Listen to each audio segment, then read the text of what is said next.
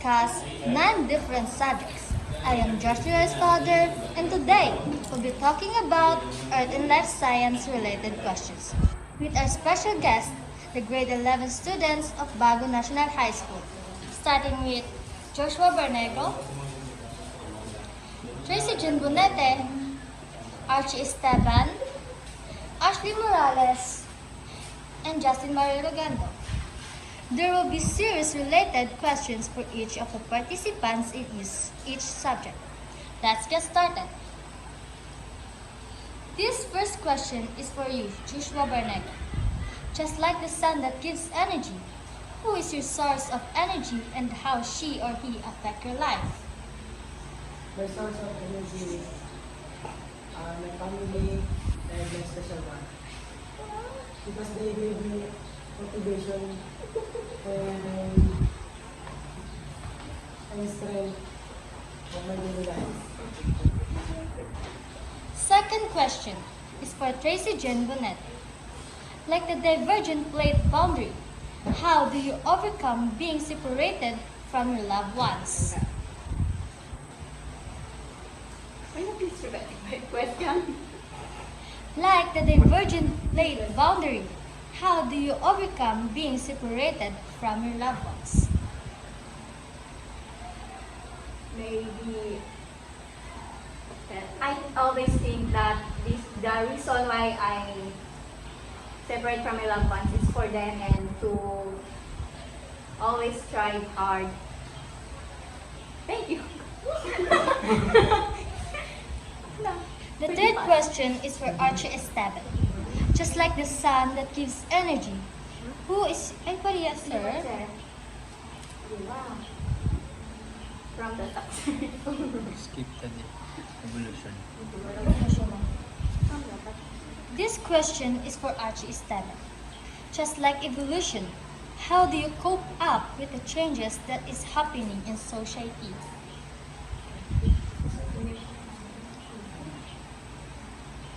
Just like the evolution, how do you cope up with the changes that is happening in the society?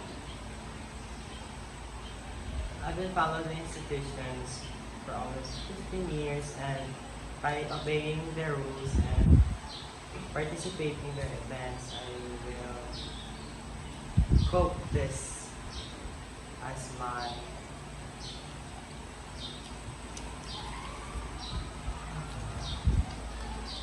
repeat the question. Just like the evolution, how do you cope up with the changes that is happening in society? It's inevitable that every day there are changes that's happening in our life, and we will be able to endure it and follow this. Thank you. This question is for Ashley Morales. Just like testing a hypothesis, when was the last time you tried something new? What is your realization?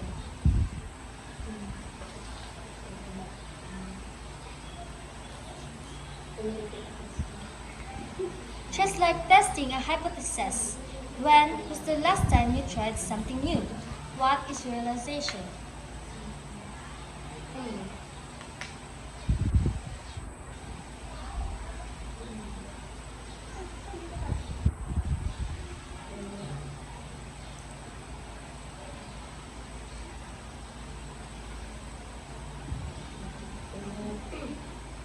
When I join any sports, when I join sports because but I didn't I joined new sport that I don't have any idea that how how it how how it play and realization that you you try your best to you try your best to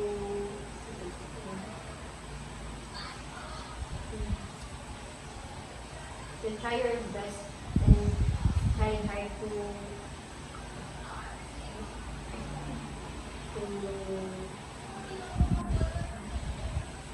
to you how to play. Thank you. This question is for Justin Lariluganda. Erosion, meaning separating or removing rock. How do you remove toxic people in your life?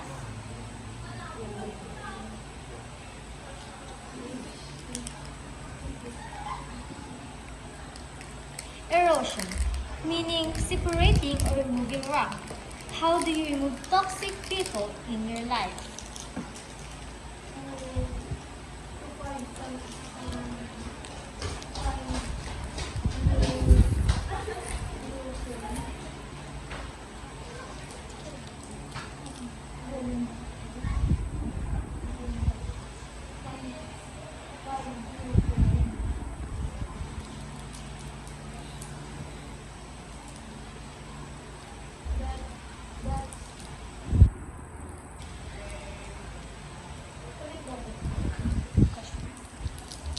Erosion, meaning separating or removing rock.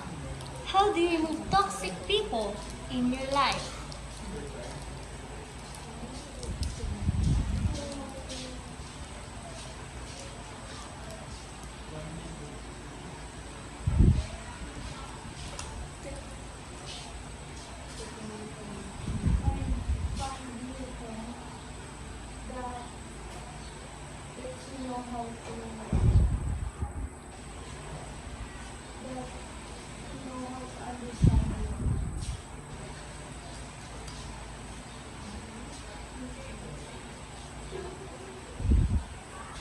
Going back to Joshua Barnett, characters change in life. Is there a time where you feel needing to grow mature, and how?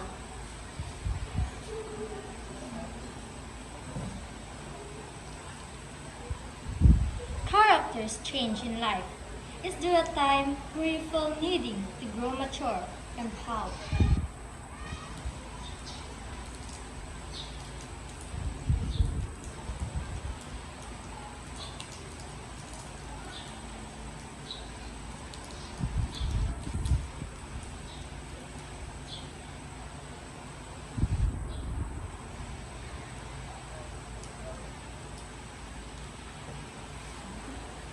Characters change in life. Is there a time where you felt needing to grow mature? And how?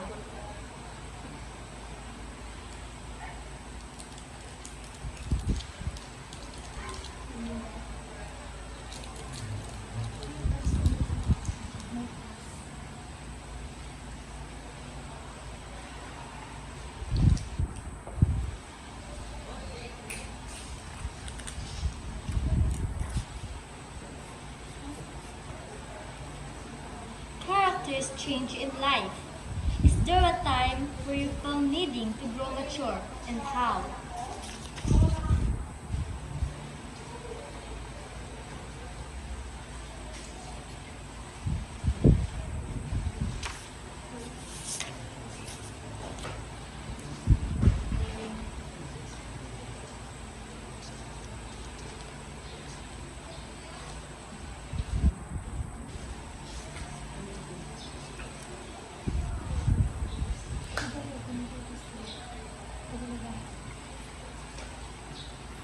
May ana time nga need mo mag-grow or maging mature, kag paano? Kay ang life naga-change.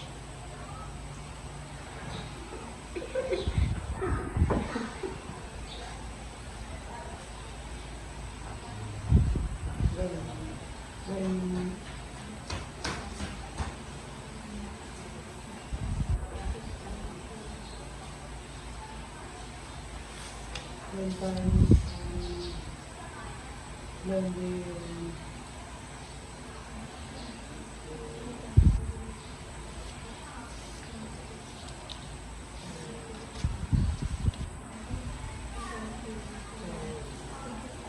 depressed, I motivate myself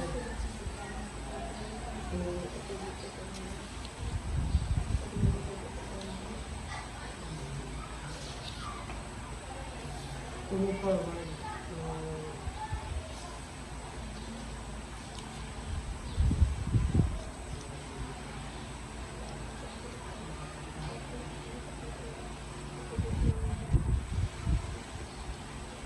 To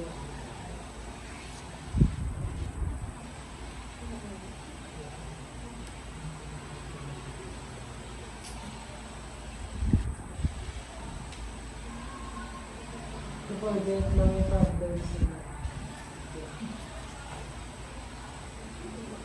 This question is for Tracy Jean Linet. Like Woodring, when was the last time you broke down? Give an example.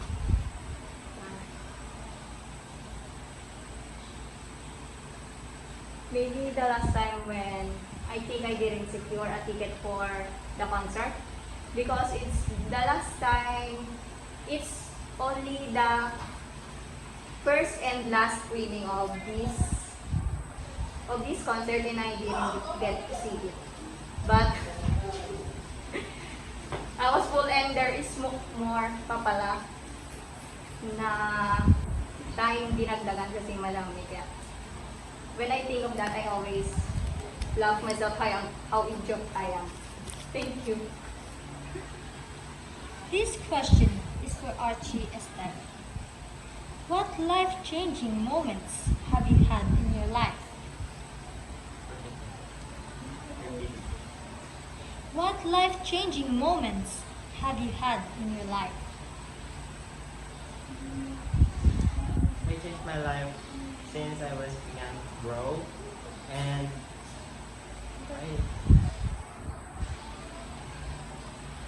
by shame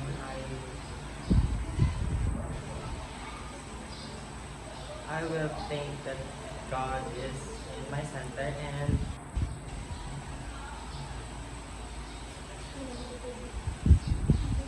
ano yung question? Ano yung question? Like, question. What life-changing moments have you had in your life?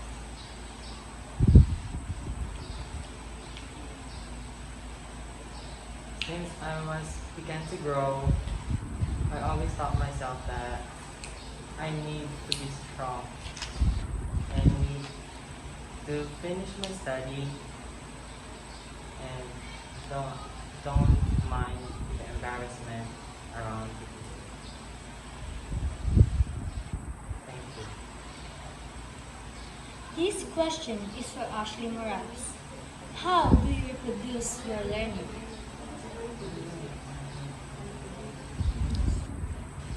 How do you reproduce your learning? Paano mo ba maibahagi?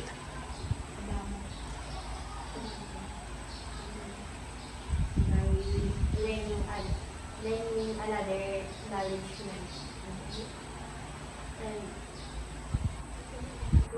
and to try the other learning so you can reproduce your learning and you can use in the future. Thank you. Last question is for Justin Marie Rubando. What are the facts that you prefer to ignore? Why?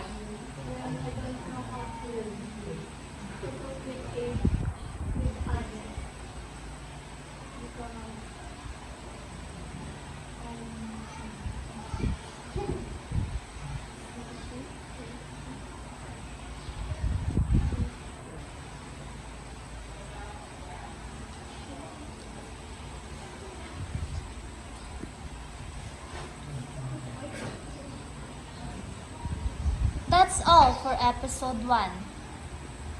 Welcome to the episode 2 of Grade 11 podcast. Today, we'll be talking about understanding culture, society, and politics with our special guest, Grade 11 student of Bago National High School, starting with Calvin Binida and Archie Esteban. There will be a series-related question for each of the participants. Please answer kind. According to the cultural relativism, marriage patterns are cultural options. But why does the government only allow men and women to marry? For me, inaalam na siya ng batas dahil yan lang yung nakalagay sa Biblia bilang mga pinaniniwalaan ng mga Katoliko. Lalaki at babae lang. Wala nang ibang kasari. Archie, please answer. How do you define your relationship with others?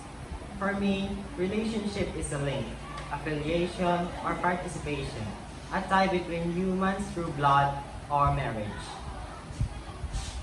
Back to Kai. Is there a time where you feel you're outgroup in your peers? Why? Nararamdaman ko siya, sa messenger, gano'n. Sila nag-aayaan ng, may pupuntahan silang, may pupuntahan silang, maliligo sila sa dagat, gano'n, tapos hindi ka niyaya. Nararamdaman ko, hindi ako bilang. For Archie, as a student, how can you describe your behavior in the society? I act appropriately at school, at home, and this society. Because that we are expected to conduct ourselves and applying right behaviors we acquired in every lessons is crucial. For Kai, why do you think human dignity need to respect and value to have a social equality? Kailangan natin siya respetuhin dahil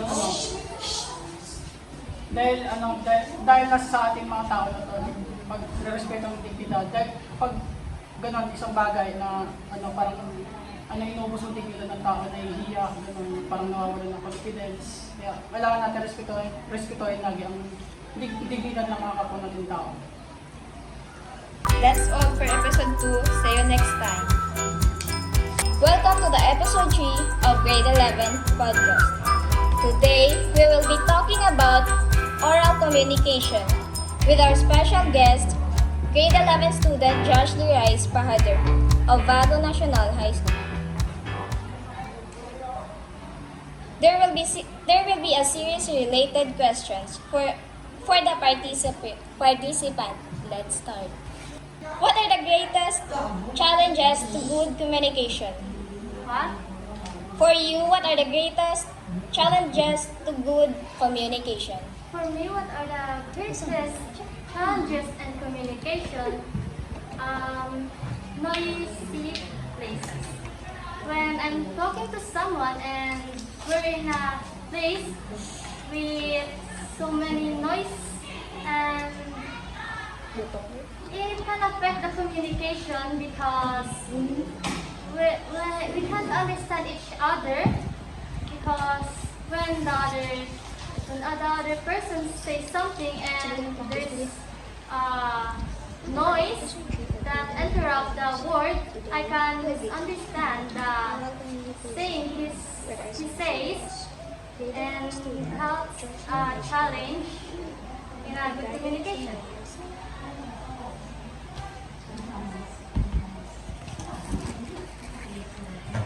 Can culture, gender, nationality, or social class have an effect on communication? Can it affect my communication? No. As long as we understand each other, we're listening to each other, then it is a good communication and it does not affect the communication.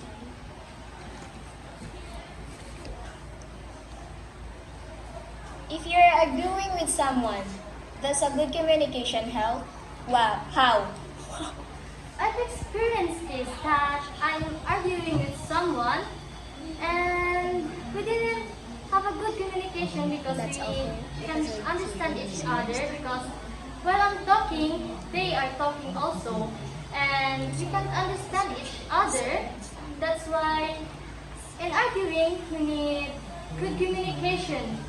While the other person is talking, you need to listen to understand the other person's thought, and so that you can understand each other and fix the argument that is happening between the two of you or in the group that you're arguing with. Thank you. That's all for episode 3. See you next time. Welcome to episode 4 of Grade 11 podcast, where we are going to talk different life-related questions. I'm Jasmine Barros, and today we will be talking about empowerment technology with our special guest, starting with Josel Caldeo. and Cyrus Ivan Villanueva. There will be a series of related questions for each of the participants in each subject. Let's get started. This is the question for you, Joseph Caldea. Which influencer or celebrity on internet do you sometimes compare yourself to and why? I sometimes compare myself to influencer named Mr. Beast because he is so humble and very helpful to other people. This next question is for you, Cyrus Ivan. If you had given the opportunity to send a message across to a large group of people, what would your message be and why? May message ko lang po sa malaki or sa largest people sa magkalong kamo. Mag-ingat kayo sa mga bagyo, ganun lang po. Going back to you, Joseph Caldea, this is the question for you. Is there a time that you believe in false information? What are the consequences of it? Yes, sometimes I believe in some false information and I felt guilty for it because it spread all over the social media. This is the last question, Cyrus. Is there a time that internet helped you with your sickness? How did it help you? Sa pamamagitan ng pag-search ng mga kung anong yung sakit mo at paano ito malulunasan, yun lang po. Thank you. That is all for episode 4. See you next time! Maligayang pagbabalik sa episode 5 ng Grade 11 Podcast, kung saan pag-uusapan natin ang iba't ibang mga tanong na may kaugnayan sa buhay. Ako si Joshua Bernego at ngayon pag-uusapan natin ang paksang komunikasyon at pananaliksik sa wika at kulturang Pilipino. Kasama ang ating mga espesyal na panauhin, Erica May Bidol,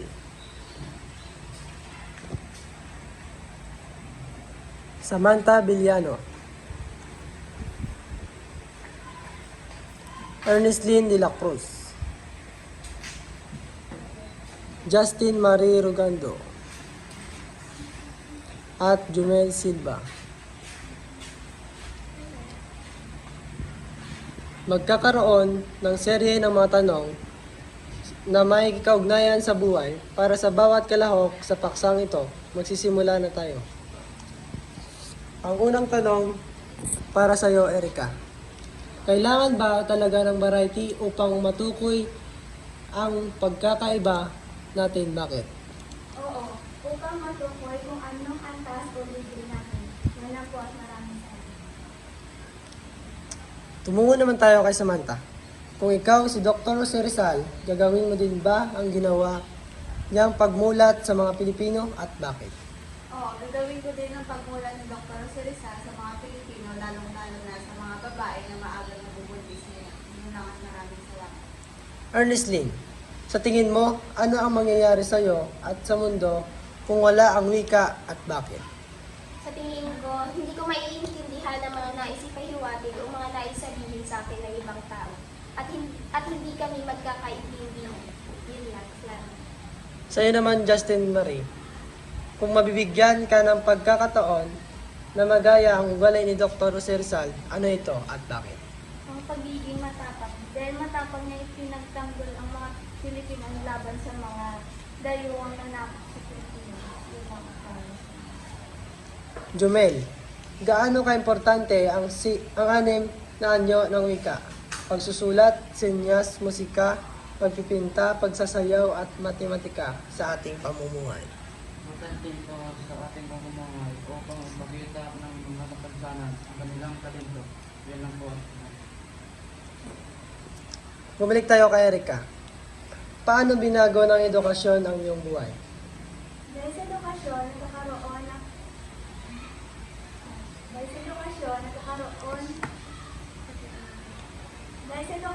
nagkakaroon ng katutunguhan ang ating buhay. Yun lang, salamat. Samantha, Bilang estudyante, paano mo maipapakita na iyong pinagmamalaki na ikaw ay isang Pilipino? Bilang isang estudyante, paano mo maipapakita na iyong pinagmamalaki na ikaw ay isang Pilipino? Sa pamamagitan ng pagbahagi ng kultura sa iba't ibang bansa at sa ibang tao. Yun lang at maraming salamat. Ernestine, kailangan ba talaga ng variety upang matukoy ang pagkakaiba-iba natin? Bakit?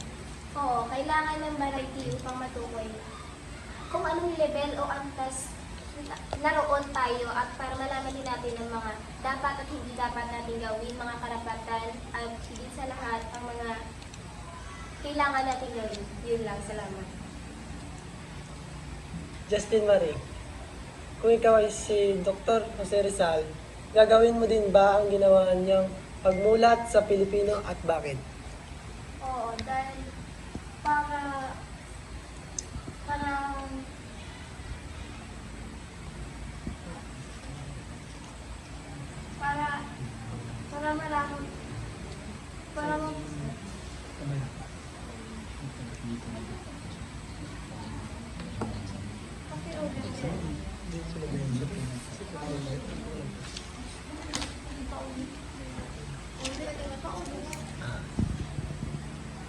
Kung ikaw si Dr. Jose Rizal, gagawin mo din ba ang ginawa niyang pagmulat sa mga Pilipino at bakit? Oo, dahil upang malaman nila na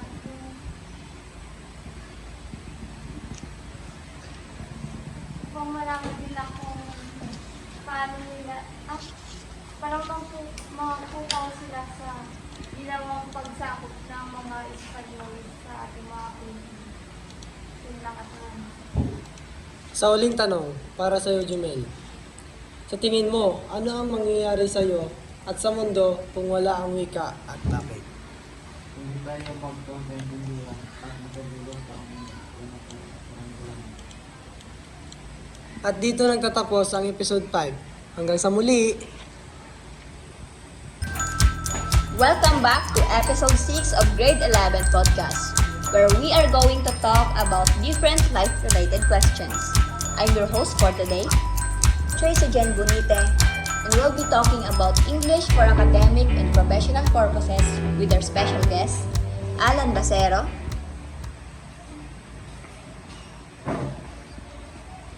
Manny Steve Bisorio, and Jashley Rice Pahader.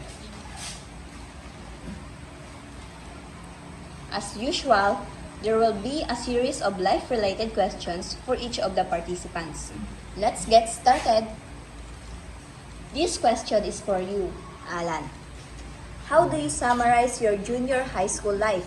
Memorable ang aking junior high school life dahil marami akong nakilalang mga bagong kaibigan. Yun lang po.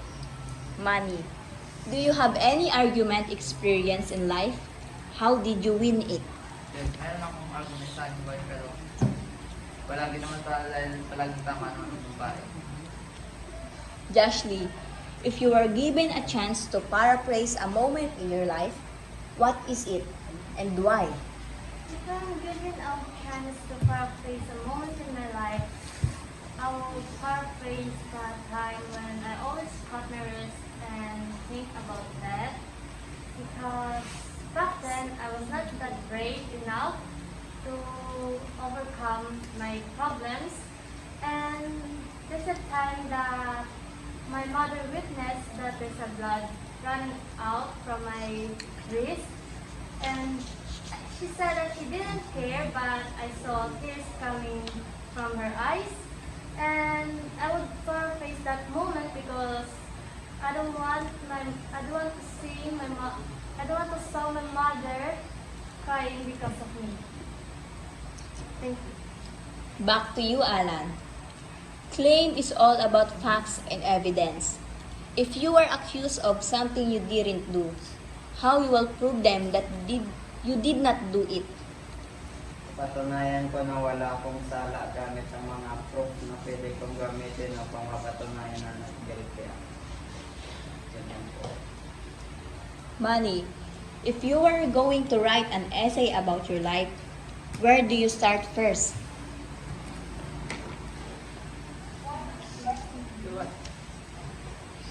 If you are going to write an essay about your life, where do you start first? I start with my happiest moment. Yun lang. The last question for you, Joshly. How do you summarize your junior high school life? It is just like what Alan said. It is memorable. I met a lot of friends. I also experienced a lot in my junior high school life. Thank you. And that's all for episode 6. See you next time! Welcome back to episode 7 of Grade 11 podcast. We are going to talk about different life-related questions. I am your host for today, Josel El Caldea. And we will be talking about general mathematics with our special guest, Ernestine D. De La Cruz and Ashley B. Morales. As usual, there will be a series of life-related questions for each of the participants. Let's get started. For the first questions, this is for you, Ernestine. Why do you invest your time in something that is unsure, just like investment? I invest my time in something just like something unsure, just like investment, because it makes me happy. Thank you. This is for you, Ashley. Would you rather go abroad with high salary but away from your loved ones, or stay here with low salary but stays with your loved ones? Why? I would choose to go to abroad with high salary but away from my loved ones. However, even though it's hard to be away from them, but it's manageable because it's big help for us to be uplifted in life in the end. Thank you. Ernestine, how would you solve every problem in life? I would solve every problem in my life because by being a strong person and by trusting them. Thank you. Ashley, is there a time where you feel that there is something missing? Explain. Yes, when I'm alone and when I have a problem. Thank you. Ernestine, for you, what is the best formula to succeed in life? The best formula to succeed in life is being an educated person,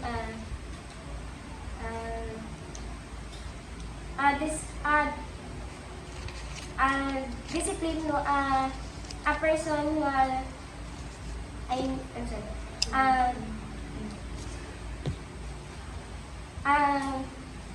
a disciplined person and by praying. Thank you. Ashley, if you are given a chance to add something in your life, what it would be and why? If I given a chance to add something in my life, it will be confidence.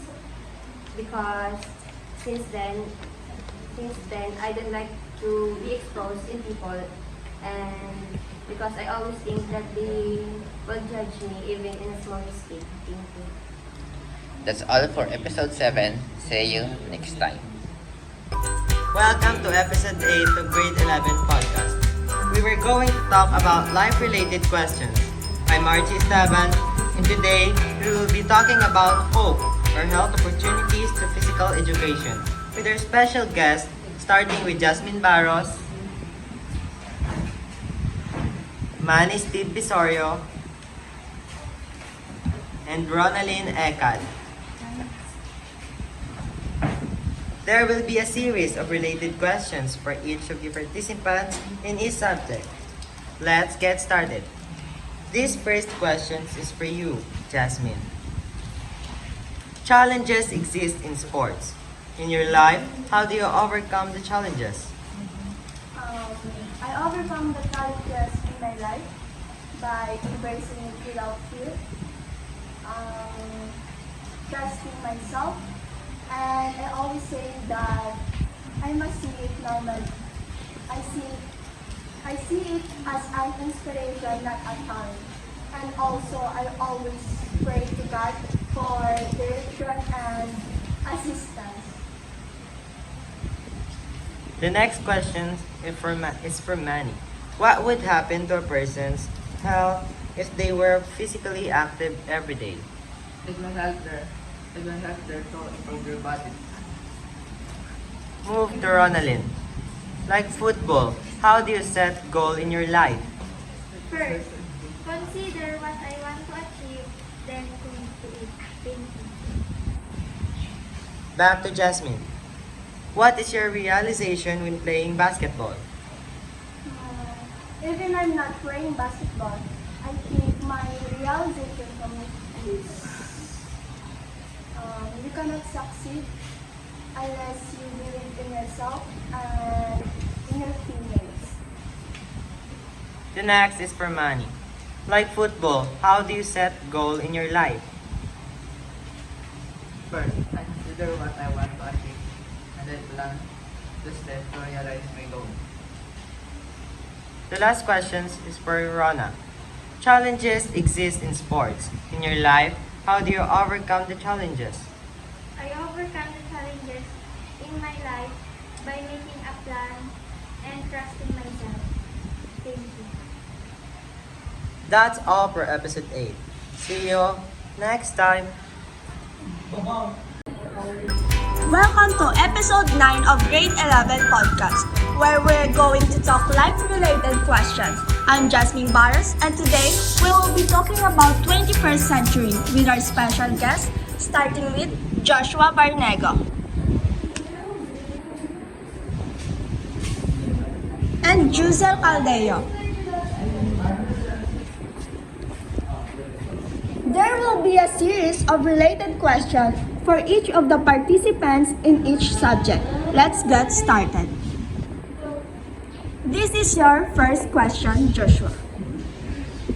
If you are given a chance to change a scene in the book or anime you love, what is it and why? The book that I want to change, the scene is No Limit Away, where Maria was raped because it caused Maria's trauma.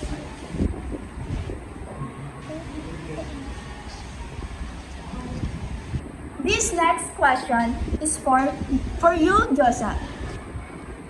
What is the difference between Rizal life to your own life? Well, the difference between Rizal's life and mine is that Rizal is a smart person and me is just a normal person living my own funny life. Back to you, Joshua. Kung bibigyan ka ng pagkakataon na pumasok sa isang libro, anong libro ito at bakit?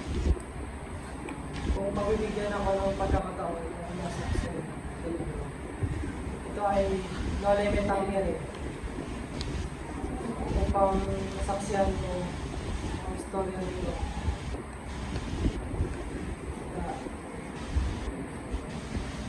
Juzel, anong ugali ni Rizal ang gusto mong makuha at bakit? Ang ugali ni Rizal na gusto kong makuha ay ang pagiging matapang niya para may pagtanggol ko rin ang aking mga mahal sa buhay. Joshua, if you were given a chance to change something in your past, what could it be and why? At the time when I was no longer a child, to play and enjoy when I was young. Because now I can't play because of that.